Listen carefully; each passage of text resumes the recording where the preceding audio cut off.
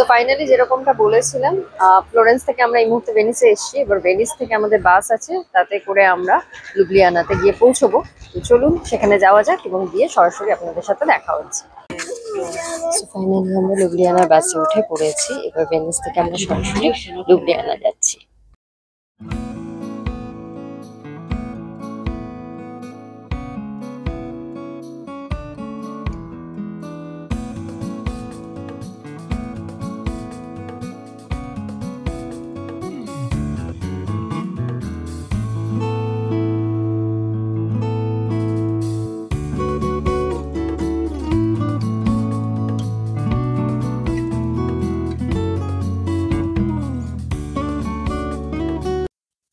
তো ফাইনালি আমরা লুবলিয়ানাতে এসে গেছি এবং আমাদের যে এয়ারবিএনবি নেওয়া ছিল সেখানে এসে ফ্রেশ হয়েই আমি এই ভিডিওটা এন্ড করছি। তো আপাতত এখানে 3 নাইট 4 ডেজ থাকার প্ল্যান রয়েছে এবং কালকে আমরা এখানকার একটা কেভে যাব, যেটার নাম হচ্ছে পোস্টয়না কেভ, যদি আমি খুব ভুল হয়ে না থাকি, কারণ এখানকার নামগুলোর উচ্চারণ একটু অন্যরকম হয়। তো যাই হোক, এটাকেও এই স্লোভেনিয়ার অন্যতম একটা টুরিস্ট স্পট বলা হয় এবং কালকেও আমাদের মোটামুটি আর্লি মর্নিং বেরোতে হবে। 9টা কি 9:30 নাগাদ এখান থেকে ট্রেন আছে, সেখানে পৌঁছে তারপরে খানিকটা হেঁটে সেই কেভে পৌঁছতে হবে। তো কালকে আবার দেখা হচ্ছে এবং অবশ্যই আপনাদেরকে সঙ্গে নিয়েই আমরা যাব এবং সেই যে জায়গাগুলো যাব সেগুলো অবশ্যই এক্সপ্লোর করব। বাট আজকে ভিডিওটা এই অবধি রইলো। দেখা হচ্ছে কালকে, অবশ্যই সাথে থাকবেন। Thank you.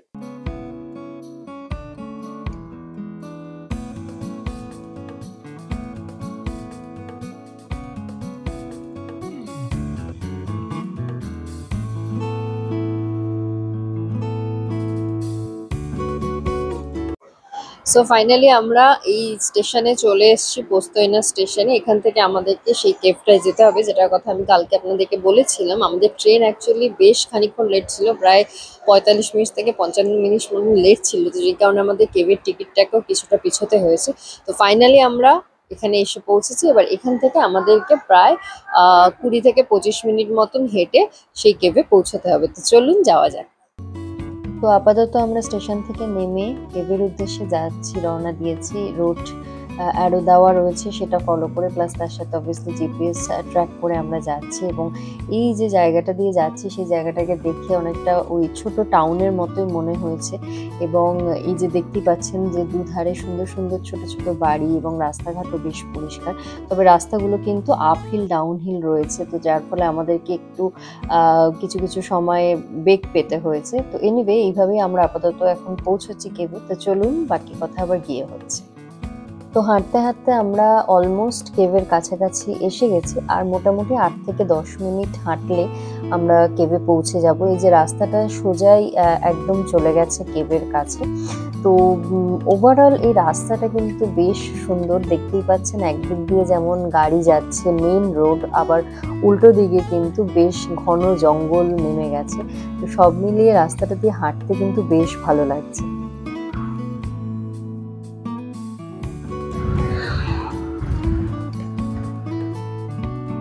তো ফাইনালি আমরা লাঞ্চ করে পোস্তয়না কেভের চলে এসেছি। দেখতেই পাচ্ছেন আপনারা, আমাদের ট্যুরের টাইমও হয়ে গেছে, তো সেই কারণে আমরা এখন এন্ট্রান্সের দিকে যাচ্ছি। এখান দিয়েই আমাদেরকে ঢুকতে হবে।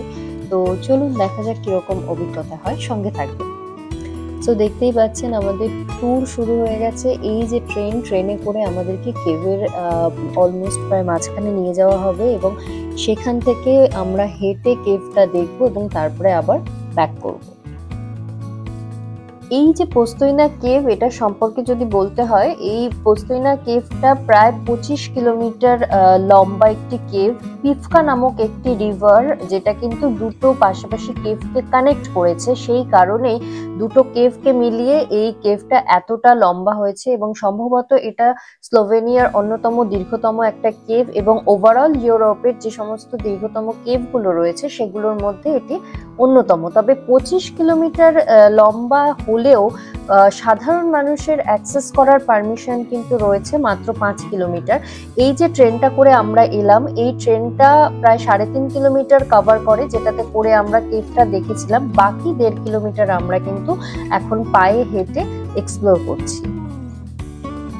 তো বলাই বাহুল্য দারুণ একটা অভিজ্ঞতা আমাদের এই মুহূর্তে হচ্ছে। আমাদের যিনি ট্যুর গাইড রয়েছেন তিনি ভীষণ সুন্দর করে আমাদেরকে বিভিন্ন রক সম্পর্কে এক্সপ্লেন করছিলেন, এবং কারণ এখানে বিভিন্ন ধরনের রক রয়েছে সেটা এক্স্যাক্টলি ক্যামেরায় হয়তো আপনাদেরকে আমি বোঝাতে পারছি না বা আপনারা হয়তো বুঝতে পারবেন না, বাট যাই হোক, যেটা মূল বিষয় হচ্ছে যে বছরের পর বছর ধরে এই ওপরের সিলিং চুয়ে চুয়ে যে জল পড়েছে তাতে থাকা যে মিনারেলস গুলো রয়েছে সেইগুলো কিন্তু জমে জমে জমে জমে এইরকম একটা অদ্ভুত আকৃতি নিয়েছে, যেটা আপনারা ভিডিওতে দেখতেই পাচ্ছেন যে সিলিং থেকে ছুচলো ধরনের জিনিস জমে জমে মানে বেরিয়ে এসছে। এবং কিছু কিছু জায়গায় জিনিসটা এরকম ভাবে রয়েছে যে এত মিনারেলস বছরের পর বছর ধরে জমেছে মাটিতে, সেইগুলো অলমোস্ট মাটি থেকে সিলিং কোনো কোনো জায়গায় ছুঁয়ে নিয়েছে। সেটা ভিডিওতে হয়তো আপনারা দেখতে পাচ্ছেন কিছু কিছু জায়গায়।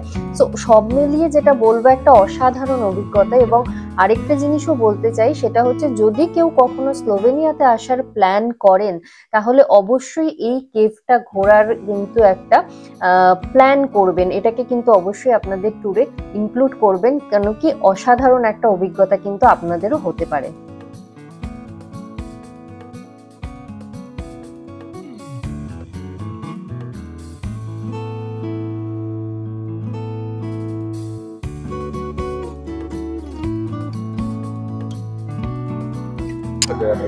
সো ফাইনালি আমাদের এই কেভের ট্যুরটা শেষ হলো। আপনারাও দেখতে পেলেন দারুণ একটা অভিজ্ঞতা হয়েছে। এই জায়গাটা অন্ধকার, কারণ কেভের ভেতরেই আমি ভিডিওটাকে এখানে এন্ড করছি, মানে কেভের ট্যুরের ভিডিওটাকে। খুব বেশি লাইট তো নেই, সেই কারণে হয়তো অন্ধকার লাগছে। তো ফাইনালি আমাদের এই ট্যুরটা এন্ড হয়েছে। এবার আজকের মতন এটাই আমাদের ট্রিপের ডিটেলস ছিল। এবার আমরা সরাসরি বাড়ি চলে যাবো, দিয়ে আবার কালকের প্ল্যান করবো।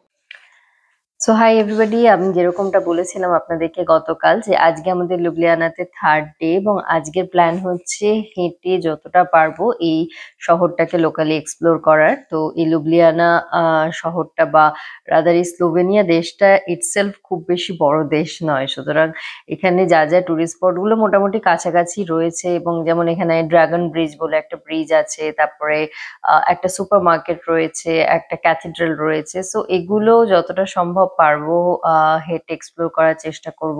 একটা ক্যাসেল রয়েছে, বাট ক্যাসেলটা হয়তো আর আমরা যাব না, বিকজ ওটা আবার আপ হিলের দিকে যাওয়া আর বাচ্চা নিয়ে অত করা মানে একটু ডিফিকাল্টি হয়ে যায় আমাদের জন্য। তো সেই কারণে এই কাছাকাছি যেগুলো রয়েছে সেগুলো যতটা সম্ভব পারবো এক্সপ্লোর করবো। এটাই হচ্ছে আজকে আমাদের ওভারঅল প্ল্যান। তো ফাইনালি আমরা এসে গেছি ড্রাগন ব্রিজে। আপনাদেরকে আমি দেখাচ্ছি, ব্রিজটা বিশাল কিছু আহামরি ব্যাপার নয়, জাস্ট ড্রাগনের দুটো স্ট্রাকচার এখানে রয়েছে, তাই জন্য হাইলি এটার নাম হচ্ছে ড্রাগন ব্রিজ। আর এই রিভারটার নাম আমি জানি না। তো যাই হোক, চলুন আপনাদেরকে ঘুরে একবার দেখাই। তো এই হচ্ছে ড্রাগনের স্ট্রাকচার। এরকম টোটাল 4টে স্ট্রাকচার রয়েছে। ব্রিজের এক প্রান্তে দুটো ড্রাগনের স্ট্রাকচার এবং অপর প্রান্তে আরো দুটো, সব মিলিয়ে 4টে স্ট্রাকচার রয়েছে এই মানে ব্রিজটায়। সম্ভবত এই কারণেই এই ব্রিজটার নাম দেওয়া হয়েছে ড্রাগন ব্রিজ। আর এই যে ব্রিজটা, এই ব্রিজটা যে নদীটার ওপরে রয়েছে বা যে নদীটার ওপর দিয়ে ব্রিজটাকে বানানো হয়েছে, সেই নদীটার নাম হচ্ছে লুবলিয়ানিকা রিভার। এই যে আপনারা দেখতেই পাচ্ছেন, এই রিভারটার নামই লুবলিয়ানিকা রিভার। এই রিভারের ওপরেই কিন্তু এই ড্রাগন ব্রিজটা তৈরি করা হয়েছে, এবং এটা কিন্তু স্লোভেনিয়ার বা লুবলিয়ানার একটা অন্যতম টুরিস্ট স্পট বলা চলে। তো এই ড্রাগন ব্রিজ পেরিয়ে এবার আমরা হাঁটতে হাঁটতে চলে এসেছি যেখানে, সেটা হচ্ছে লুবলিয়ানার সেন্ট্রাল মার্কেট বা সুপার মার্কেট, দুটোই বলা যায়। খুব বেশি দূর না, যেটা আগেই বললাম, যেহেতু খুবই ছোট জায়গা, মানে ড্রাগন ব্রিজ থেকে হাইলি 3-4 মিনিট আমাদের হাঁটা পথে লেগেছে এখানে আসতে। এবং এখানে দেখতেই পাচ্ছেন সমস্ত কিছু আপনি এখানে অ্যাভেলেবেল পেয়ে যাবেন, সেটা ফ্রেশ ফ্রুটস হোক, ভেজিটেবলস, বিভিন্ন ধরনের স্ট্রিট ফুড, জামা কাপড়, ইচ অ্যান্ড এভরিথিং এখানে কিন্তু অ্যাভেলেবেল রয়েছে।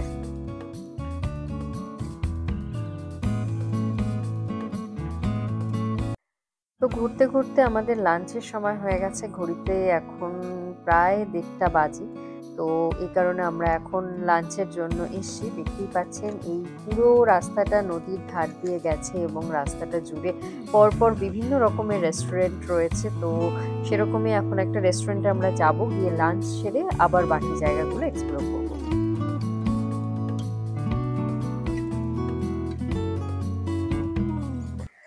সো ফাইনালি আমরা ঘুরতে ঘুরতে যেটা ডিসাইড করলাম, এখানে এই যে রিভারটা গেছিল যেটা ড্রাগন ব্রিজের ওপর, মানে ড্রাগন ব্রিজটা যে রিভারটার ওপরে, সেই রিভারটা দিয়ে বোট রাইড হয়।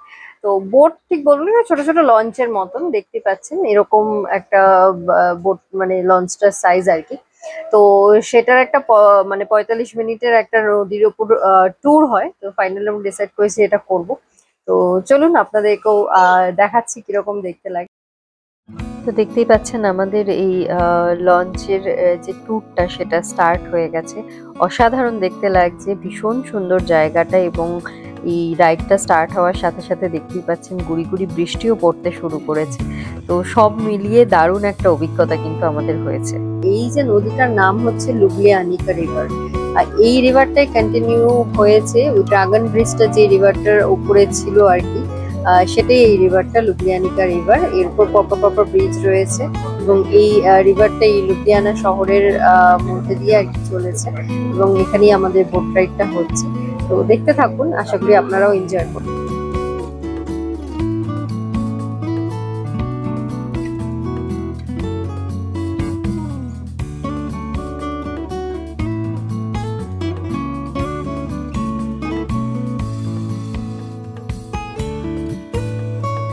দেখতেই পাচ্ছেন এটাই হচ্ছে সেই ড্রাগন ব্রিজ যেখানে আমরা শুরুতেই এসেছিলাম। এখন আমরা লঞ্চে করে এই ড্রাগন ব্রিজের তলা দিয়ে যাচ্ছি, এবং এই লঞ্চ ট্যুরটা কিন্তু ড্রাগন ব্রিজ অবধি আমাদের ছিল।